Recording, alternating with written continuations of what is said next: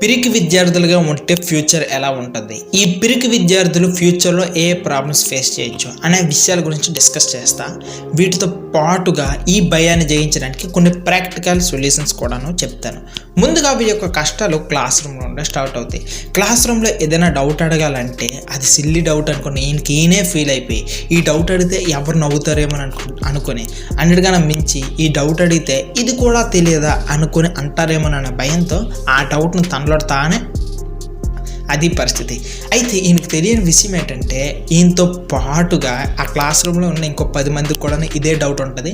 వాళ్ళ పరిస్థితి కూడా ఇదే రకంగా.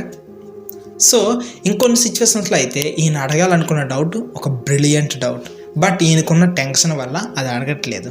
ఇంకొన్ని సిచ్యువేషన్స్లో అయితే లెక్చరర్ రివర్స్లో అరే ఈ డౌట్ ఎందుకు ఎవరు అడగట్లేదు, ఇది చాలా ఇంపార్టెంట్ డౌట్, దీన్ని నేనైతే మర్చిపోయాను మీరైనా చెప్పాలి కదా అనుకుని ఆయన రివర్స్లో చెప్పే అవకాశాలు ఉంటాయి. ఎందుకు నేను ఇంత స్ట్రెస్ చేసి ఇదే విషయం గురించి మాట్లాడుతున్నాను అంటే ఇలా డౌట్స్ అడగకుండా మిగిలిపోయిన ఈ స్టూడెంట్స్ పక్కా లూజర్స్గా మిగిలిపోయే ప్రమాదం చాలా ఉంది. కొన్నాళ్ళకి వీళ్ళు ఆఫీస్లో జాయిన్ అవుతారు, అక్కడ కూడా మీటింగ్స్ కంపల్సరీ. అయితే ఒక మీటింగ్లో ఒక బాస్ అడుగుతాడు, ఇక్కడ ఈ కంపెనీని డెవలప్ చేయడానికి ఒక ఐడియా చెప్పండి అని అడిగితే ఈయనకు ఒక ఐడియా ఉంటుంది, అది కూడా మనసులో సిల్లి అని మళ్ళీ ఎక్కడ అందరు నవ్వుతారేమోనని భయంతో ఆయన మనసులోనే మదన పడుతూ ఆ డౌట్ని చెప్పకుండా ఆ ఐడియాని అలాగే తనలోనే తొక్కేసుకుంటాడు. సడన్గా ఇంకొకరు ఎవడో లేచి అదే ఐడియాని చెప్తారనమాట. అప్పుడు బాస్ వాడిని సూపర్, ఆహా, ఓహో, లెట్స్ గో విత్ ఇట్ అనుకుని ఆయన పొగుడుతూ ఆయన అప్రిషియేట్ చేస్తాడు.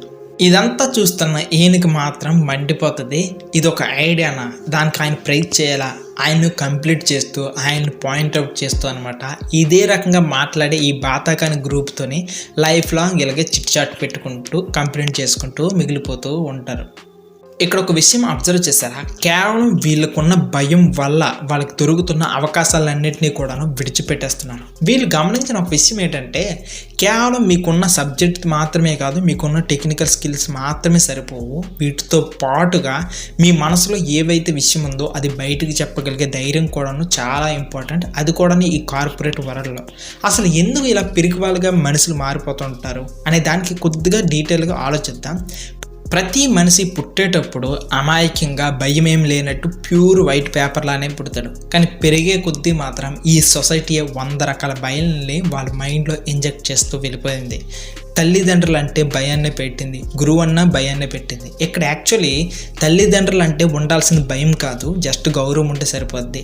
గురువు అంటే ఉండాల్సింది భయం కాదు, గౌరవం ఉంటే సరిపోద్ది. కానీ దానికి భిన్నంగానే ఈ సొసైటీలో మాత్రం గురువుకి ఎదురు చెప్పకు, గురువు మాటకి ఎదురు చెప్పకు, ఆయన ఏది చెప్తే అది తలకొట్టు, అదే రకంగా తండ్రి ముందు చేతులు కట్టుకుని ఉండు, ఆయనకి బాగా ఒబీడియంట్గా ఉండు, ఇలాంటి స్లేవ్ టైప్ మెంటాలిటీనే ఇక్కడ మనకి ఎక్కువగా ఇంజెక్ట్ చేస్తున్నారు.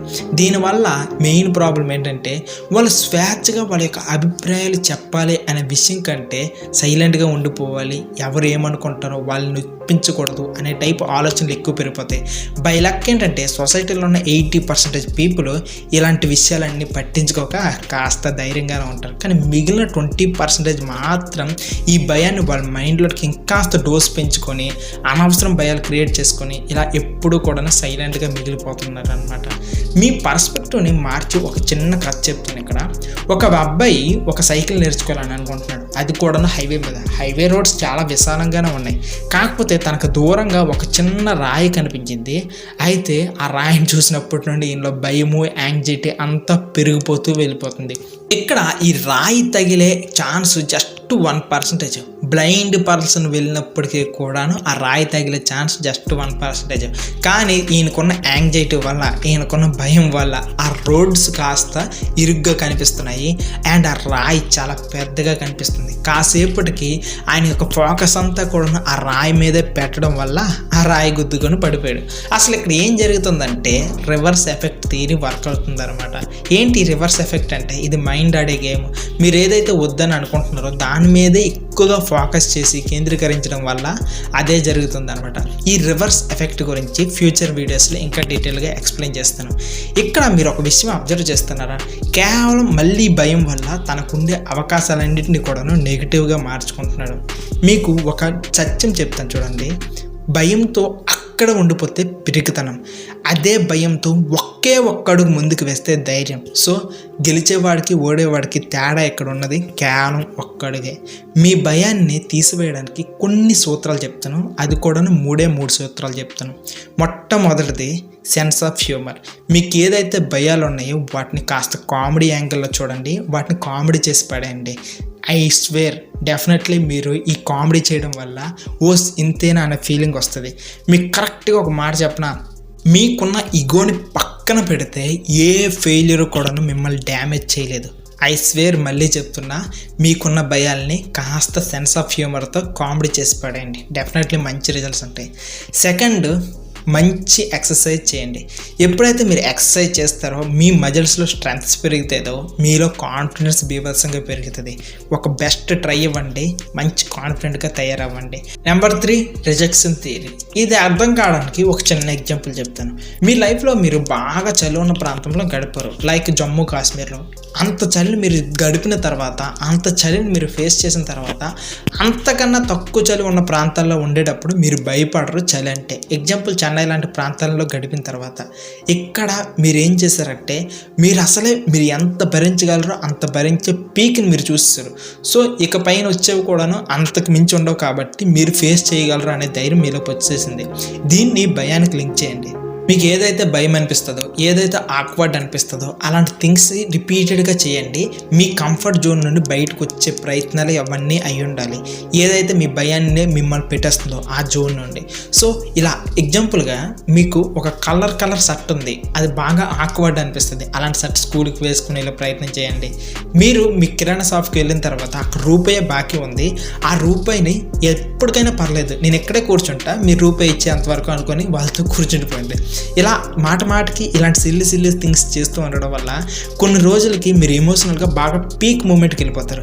ఎన్ని ప్రాబ్లమ్స్ని అయితే మీరు ఫేస్ చేస్తారో, ఎన్ని రిజెక్షన్స్ అయితే ఫేస్ చేస్తారో, ఇవన్నీ మిమ్మల్ని బాగా స్ట్రాంగ్ చేసుకుంటూ వెళ్ళిపోతాయి.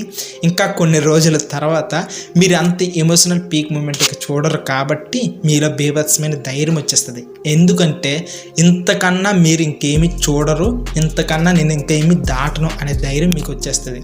సో ఈ 3 కూడాను పాటించడానికి కష్టం, బట్ ట్రై చేస్తే మాత్రం బీభత్సమైన రిజల్ట్స్ ఉంటాయి. రిజెక్షన్ థియరీ ట్రై చేసేటప్పుడు కొద్దిగా మీరు యూట్యూబ్లో బాగా సెర్చ్ చేయండి, అక్కడ ఇంకా డీటెయిల్గా ఉంటుంది. అండ్ మన ఇండియా కదా, మన ఇండియాలో మరీ బీభత్సమైనవి ట్రై చేయకండి, కాస్త జాగ్రత్తగా మన కల్చర్కి తగ్గట్టుగా మోడరేట్గా ఉండే టైప్ రిజెక్షన్స్ని ఫేస్ చేస్తూ వాటిని ట్రై చేస్తూ వెళ్ళండి. ఫైనల్గా ఒక్క మాట, భయం అనేది జస్ట్ అన్ ఎమోషన్. ఆ ఎమోషన్ బయటకు తీసే నీలో ఉన్న హీరోయిన్ని బయటకు లేపే. ఆల్ ది బెస్ట్ ఎవరైతే ఈ 3 టిప్స్ని ఫాలో అవ్వాలని అనుకుంటున్నారో.